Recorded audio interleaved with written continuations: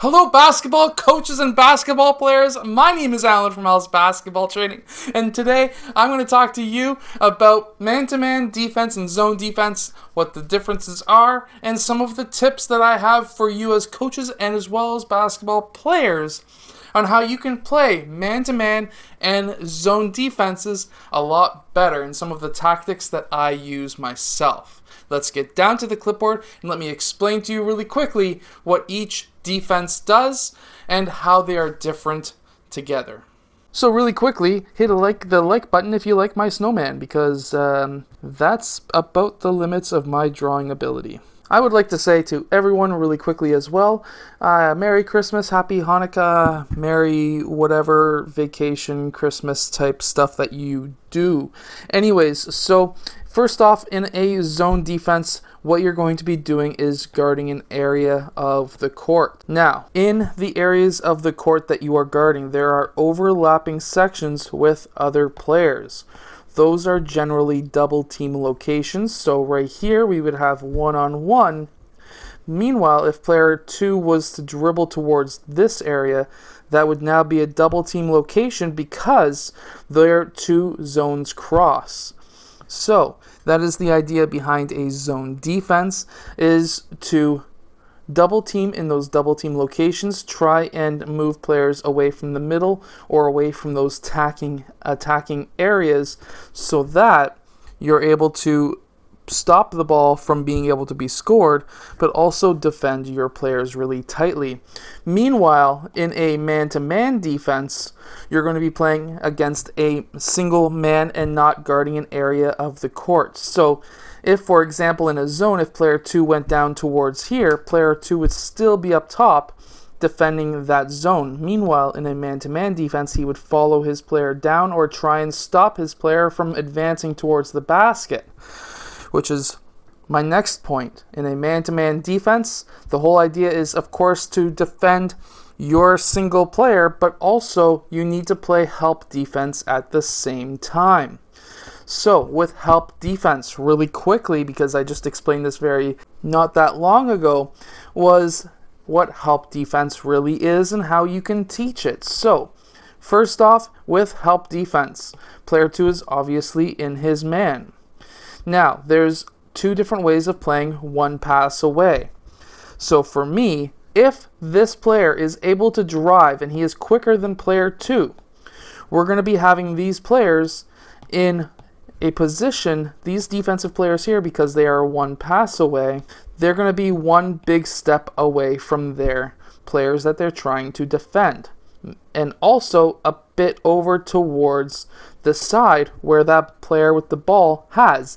They can be one step away, but we don't want them to be on the opposite side. We want them to be on that side. I also want to have their hands out and pointing to the player that they are guarding, but also to the player who they are playing help defense really with.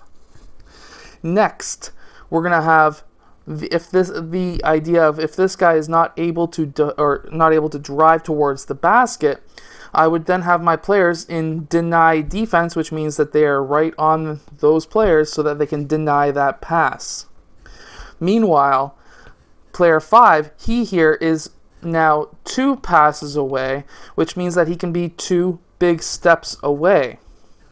Meanwhile, player 3, he is 1, 2, and 3 passes away, which means that he is 1, 2, and 3 steps away. Now, if you are playing in a league like the NBA, for an example, that says you cannot be in a key defensively for more than 3 seconds. You can go in and out of the key if you would like, or you can just kind of sit your butt right on the side of the sideline and stay there, meanwhile still having your hand pointing at the player you're defending, and then having your hand pointing towards the player who is now the player with the ball. The idea behind this is if player 2 was to drive and get past player 2 red, we would now be able to have player 3 pop out, play help defense, take a charge, get a block, but now we need to still play help defense. Look at player 5. Look at player 3. If player 3 red drops over to play help defense, we now need player 5 to drop down to cut off the baseline drive or the baseline cut, because the last thing we want is player 3 to cut baseline, player 2 to send up a lob for a dunk, or even just a bounce pass for a layup. So what we want is player 5 to take a couple of steps down. That way he is still in the passing lane to cut off the pass to player 5, but also denying the ability for player 3 to drive or cut baseline. So that's just a really quick, simple overview of man-to-man defense and also zone defense. Now let's get into the different zones. So first off, this next one after the 2-3 zone is a 1-3-1. We're going to have player 1 guarding the top. We have player 4 guarding the top half of the key. And we're going to have player 5 guarding the lower half of the key. We're going to be then having players 3 and 2 defending the sidelines or the side of the key, also the 3-point line.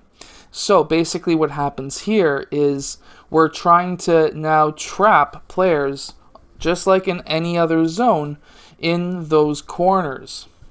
So how we would do that is if player 3 was successful to be able to get, let's say for example here, player 2 towards the sideline, obviously the zone would then be shifted just like so.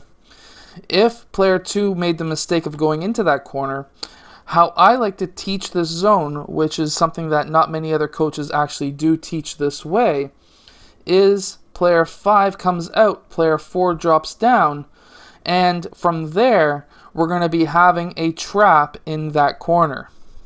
Now, I know there are a few high schools in my local area that do run the 1-3-1 this way, but this is how I run it myself, and it has been very successful. Now, if there was a player in the high post and the ball did get to him, I would then have player 4 staying in that low post because there's usually another player down there, and we would then have player 5 run up and defend that high post. That way, now player 4 is in the bottom half of that key, and he is now that one position in the 1-3-1. Now that's just how I personally run that zone. You may run it differently. You may run it so that player 3 is the only one out here, and if he tries to trap a player in that corner, he's all alone. But I always like to have the ability to trap players in that corner. The same idea goes for a 3-2 zone. So this is the type of zone that you would run if you were playing it up against a really good 3-point shooting team. The whole idea here is to, again, push the player, the ball handler, the ball itself towards the sideline. And now, how most players or coaches run the 3-2 zone is player 3 will have this zone here. Player 1 will have the top, player 2 has this side, player 5 has here, player 4 has here. But, actually that kind of looks like one of those Nintendo characters, doesn't it? Anyways, so from there, we would have player 3 trying to push him into this corner. And now, if he was successful, we could have player 4 come out. And this is how I personally like to coach the 3-2 zone. This is not something that a lot of coaches like to do because usually those two bottom players are pretty slow. However, if you have an athletic team, you could trap and push the ball towards these corners and really become super successful on running this zone. Which then gets me into my next zone, which is the 1-2-2. Now, in the 1-2-2, what we're going to be having is a zone that plays like this. So it can be confused with a 3-2 zone a lot of the time. Now, the idea here is to be able to protect the key. That is our main number one objective, is to keep the players out of the key. And this does really cut down on the ability to run an overload offense.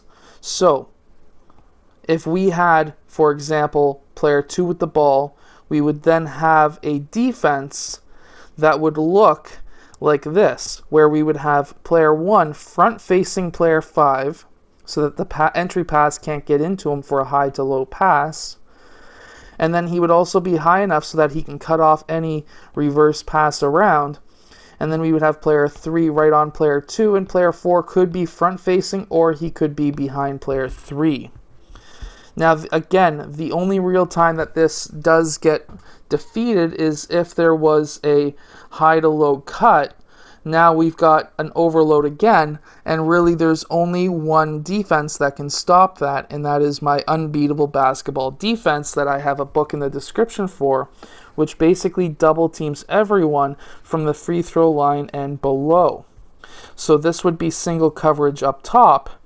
And then from here, as soon as it dropped down here, there would already be a player waiting for him, and there would be a trap in that corner, which is absolutely fantastic and works super well. So definitely go get that book in the description below. Okay, so now this next and final zone defense I'm going to show you is the 2-1-2.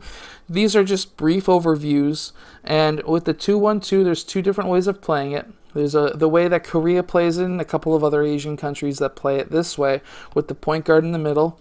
And this will work if your point guard is a bit taller. Now, basically how this one works is player 1 has the whole center, and then we have players 4, 3, 5, and 2. They're guarding the sides. So this way, essentially what you're looking at is if the ball is up top, it's a 3-2 zone. If there's a player in the low post, the ball is out on the wing, then it's going to look like a 2-3 zone. Player 1 drops down. Now, how we used to run this zone when I was a player was I was the center. This was obviously younger high school age, and I was a center, and basically I was able to guard the low post because I was bigger and stronger than a lot of the players, but I was able to contest players at the three-point line, not necessarily from my foot speed because at that time I was a bit slower, which I am again now, but for just the ability of having a 6'2" player in the grade 9, grade 10 age who's able to contest a shot. Now think about it. At 6'2" in grade 9 or grade 10, a 6'2" player coming down to the low post who weighed roughly 230 pounds, that player, me, I was able to basically battle against some of the taller players who were 6'5", 6'6", but with my height, being able to contest shots, I was able to step out to the three-point line and really stop a lot of players from shooting that shot. Now, I hope that this has explained the differences between a man-to-man defense and a zone defense and given you some insight on how to run both types of defenses. Now, of course, there's multiple different types of zone defenses as well. There's also a 4-1 zone defense. I have a few videos of that on this channel as well, but we're writing a book on it. It is another defense that we have created. Both of these defenses, the Unbeatable Basketball defense that has a double team from the free throw line and below, and also the 4-1, which has a double team from essentially the free throw line and up, is going to be, or actually they've both been championship defenses. They have both been working on and getting feedback from many different coaches throughout the world, both of which have won championships in the United States, Greece, and a few other countries. So definitely go check those out in the description below. I'll see you guys again in our next video, which is coming up later today.